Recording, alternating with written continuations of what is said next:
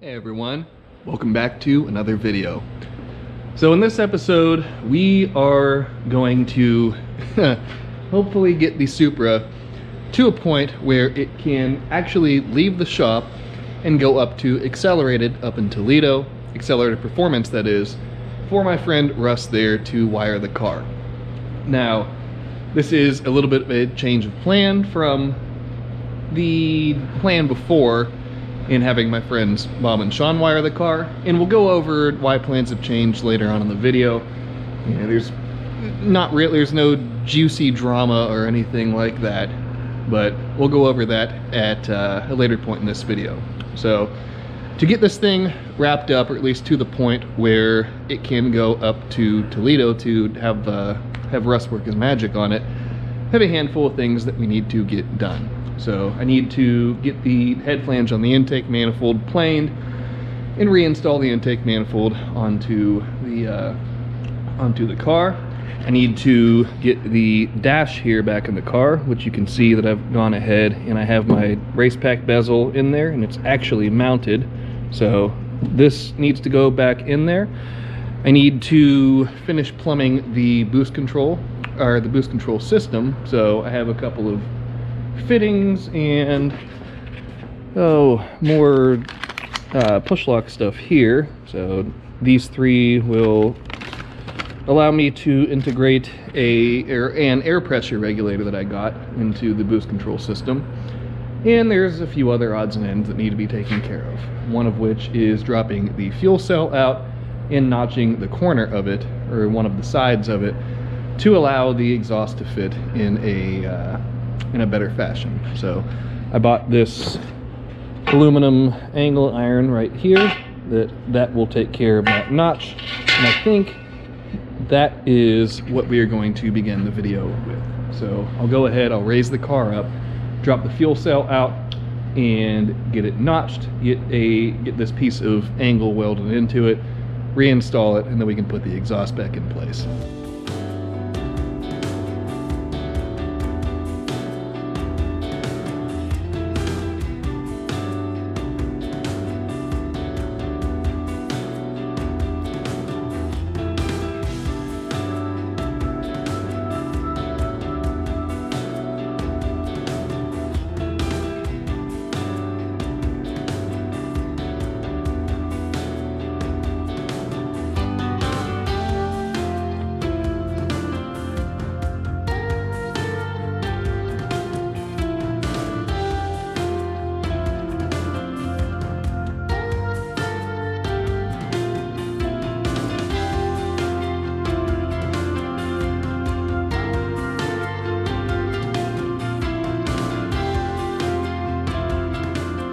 We now have the fuel cell notched and the exhaust back in place on the Supra.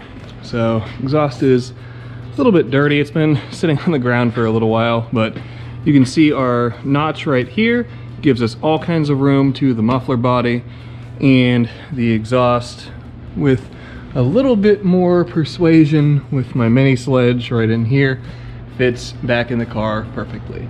So I can lower the car down now and begin putting the top side back together.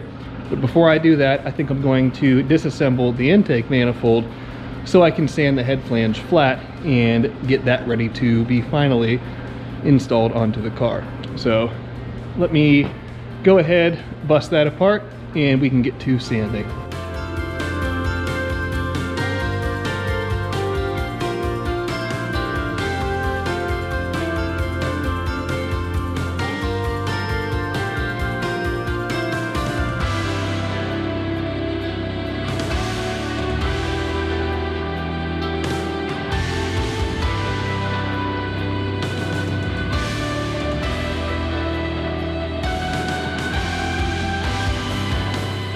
Alright, I have the intake manifold all planed, and all of the holes are chamfered, it's blown out, all deburred, all cleaned out and everything else. So this portion is good to go, and the surface finish came out very nice, even though this is probably the only time that you'll be able to see the surface finish. However, we ran into a hiccup. So I was putting the throttle body back on, and we have 3 holes with threads and 1 without. So that's my fault for not addressing it earlier, but I'm going to go ahead and do what I should have done from the get-go and use time certs. So we'll put some steel threads in our throttle body flange. That will solve that problem, and we'll never have to worry about those threads again. So I'll go ahead and get all of these time certed, and then we can finally put the throttle body on and put the manifold back together and back on the car. After the unanticipated need to put new threads in the throttle body flange, that is done. The intake manifold is reassembled and it's ready to go on the car. However, I'm at the end of the time that I have today here to work on Supra stuff. So we will reconvene tomorrow and I'll throw the intake manifold on, get a few other odds and ends wrapped up with this, and at that point we will be ready as soon as the time arises to take this thing up to accelerated and have Russ bring it to life. And we are back to finish up the rest of the outstanding work that needs to be accomplished prior to the Supra going up to accelerated performance. So I guess I'll take a minute now and explain why it's going there as opposed to being wired here. So if you remember a few videos ago, I made mention that my friends Bob and Sean were going to wire the car. Now, that was the plan then, but plans have changed. I talked to those guys more, and with the time that we all have as far as extracurricular time outside of work and outside of other obligations, the schedule just doesn't work out to have this thing wired in a reasonable period of time. Now, they still are willing to do it, but with the time frame that I'm trying to work around, which initially was I was trying to get the car completed and ready to bring down to TX2K. And it wasn't going to race or anything along those lines, but at least to take it down there, as this is the final year that the race is being held at Houston Raceway Park, and it would have been nice to take it there to show to all of my friends there that know me through the event and through the Supra community, and I guess the racing industry for that matter. But with the family issues that I have mentioned also before that are going on now, which I'll give a little bit of insight on that. There are some serious health issues going on with my dad, and it doesn't make sense for me to go down there to take a week more or less to have the trip down there, spend time in Houston, and to come back when I'm really more needed here than I am down there. So Bob and Sean were going to do this as a favor for me, but again, with the time that we're all working with outside of work and that we would have to allot for this car, the scheduling doesn't work out. So I bear no malice to those guys whatsoever. They're still very good friends of mine, and I'm just appreciative that they were willing to wire this thing for me. So like I said, there's no drama, there's no anything else. It's purely just plan A didn't work out, so we're moving to contingency plan. We're moving to the contingency plan. So hopefully that gives you a little bit of insight. And again, that's all I'm going to say about what's going on with the family situation, at least at this point in time. Again, please respect my privacy, my family's privacy, and everything else. And if and when in the future the time arises when I'll disclose a little bit more information, then we will cross that bridge at that point in time. So hopefully that explains the situation a little bit more, and now we can go ahead and keep working on this thing. So the first thing that we are going to work on is the boost control system today. So I need to mount the compressor, which is to the left of the tank there. I need to mount this air pressure regulator that I got. Before I'll do that, I'll put the adapter fittings in the sides of it. This needs to be mounted. and we need to plumb a line from the tank to this regulator and then up to the front of the car. And then we'll also need to run a line from this front nipple on the tank that will come up to the M&M shifter that has an air shifting provision on it. So this portion of the video today, I may not do a whole lot of talking other than what I'm doing right now, as there's still a laundry list of things that need to be accomplished, and I only have a set amount of time today that I can work on things. So with that being said, let me go ahead, get some tools together, and we can begin knocking this out.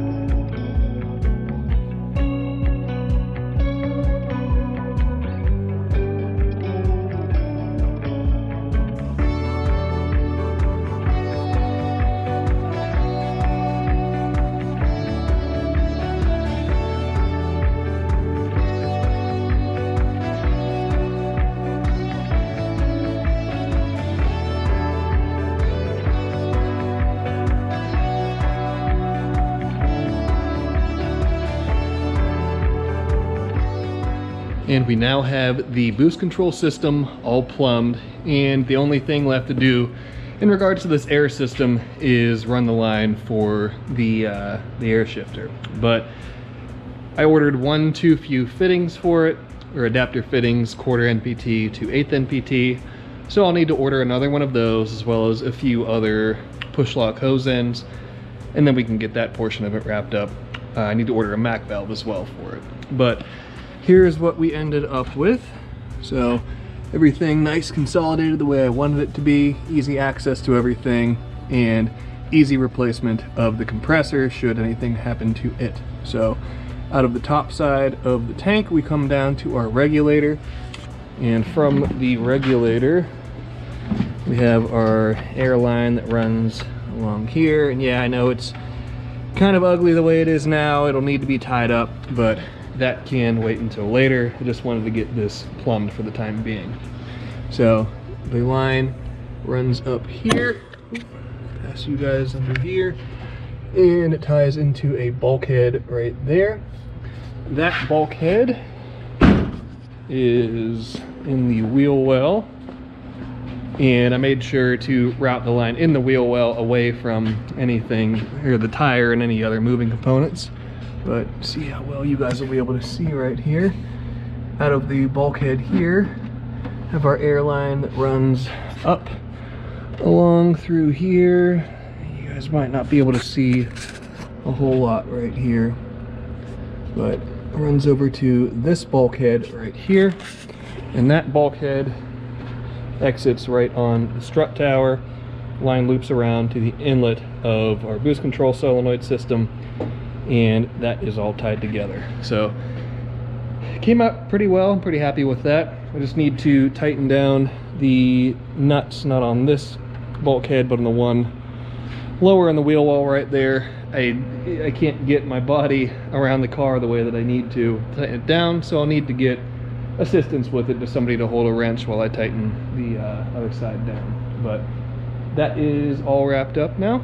So now that this is completed, I can go ahead and put the intake manifold back on. So let's go ahead and do that and keep trudging forward with this project.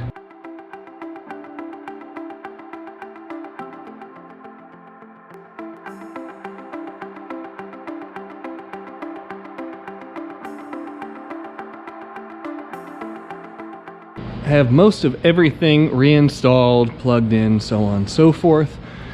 We have the trans cooler back in place, have all of our AN lines reattached, and I'll need to figure out a way to tie this up, some sort of a retention strategy for it and a number of the other AN lines, but at least for the time being, that isn't a necessity. They can droop, they can be wherever they need to be, and it won't be the end of the world. So one other thing you may notice is I pulled the little turn signal housings out from each of the side air dams on the bumper.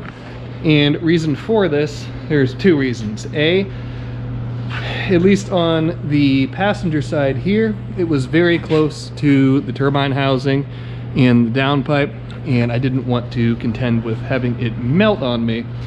And the second reason for it is I couldn't find the plugs that go on the back side of the actual light bulbs themselves. So those two things together netted us not having those lower turn signals. So these older style headlight housings, they have an auxiliary little bulb in them that you can't see with the car up in the air right now, but we'll end up using those for the turn signals in the front. The rear turn signals will be in the taillight housings themselves, and everything will be fine that way. So I am waiting on a little bit of primer to dry. I had to do the old paintbrush, or spray paintbrush, and then paint that way. Some primer on the dash mounts in the cabin there. So that primer is still drying, or I think it may still be drying. I'm going to lower the car back down, see if it's dry enough where I can apply some black paint to it and get that wrapped up.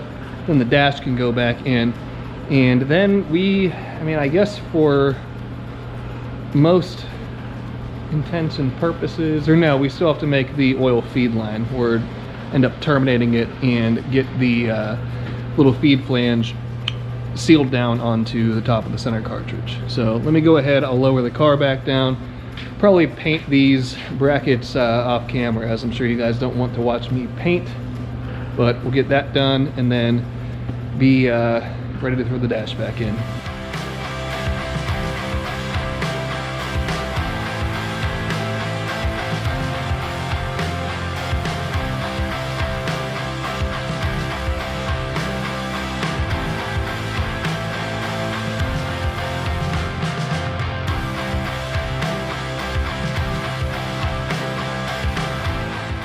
Now the interior of the Supra is all back together, and you can see, or I guess you guys saw in the last little time lapse, went ahead, I threw the shifter back in.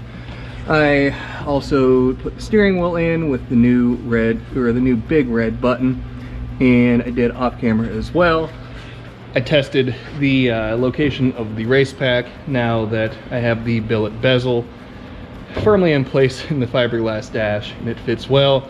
It's exactly in the location that I wanted it to be in, and all is well there. So that pretty much wraps up the assembly, or at least assembling the things that I can assemble at this point in time. And now I think I'm going to go ahead and clean the car off. Clean it out and clean it off, rather. As you can see, the dust is atrocious, and there's all kinds of metal shavings and what have you on the inside of the car from mounting the various new components that I've mounted inside of it. So I'll go ahead, get the shop vac hooked up, roll it over, suck the inside of it out, and then do a quick detail on the outside of it to get it looking a little bit more presentable to go up to Don and Russ up at Accelerated. So you guys will go back on the tripod, do another time lapse, and let's make this thing pretty again, or as pretty as it can be. One other note before the time lapse kicks off, I went ahead and I put some primer on the bumper support. It will end up being painted that VHT satin black, pretty much the same color that I paint everything else. However, I just wanted to get some primer on for the time being, so that way I can prevent a little bit of rust, and it doesn't need its coat of black paint right now. But I'll throw the bumper back on, then get to cleaning, and pretty soon this thing will be ready to go on its big adventure.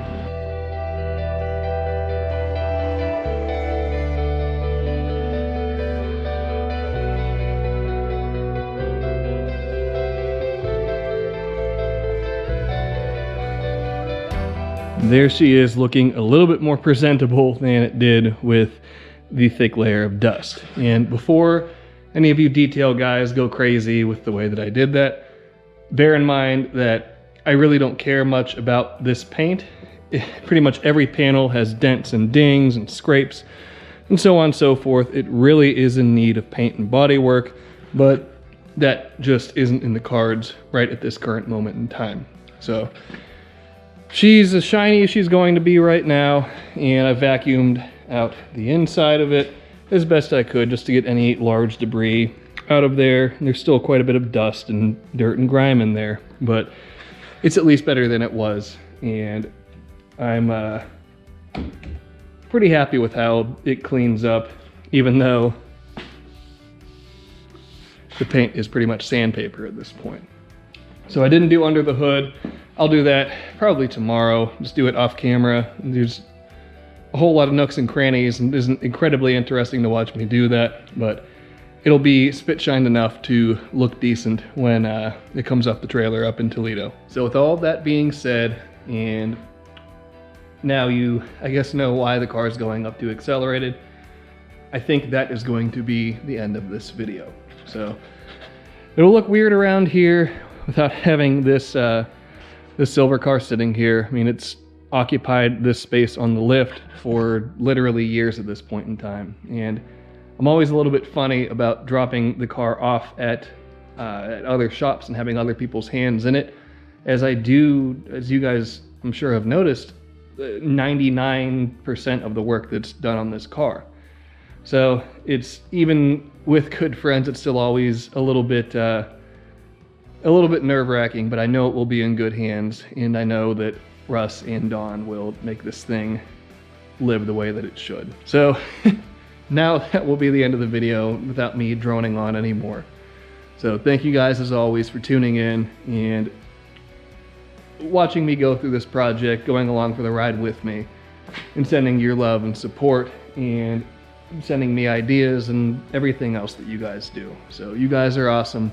You guys make this channel what it is, and I'm just the dumb monkey here playing around with tools, parts, and metal. So until next time, be sure to subscribe, leave a like, leave a comment, and I will see you guys then.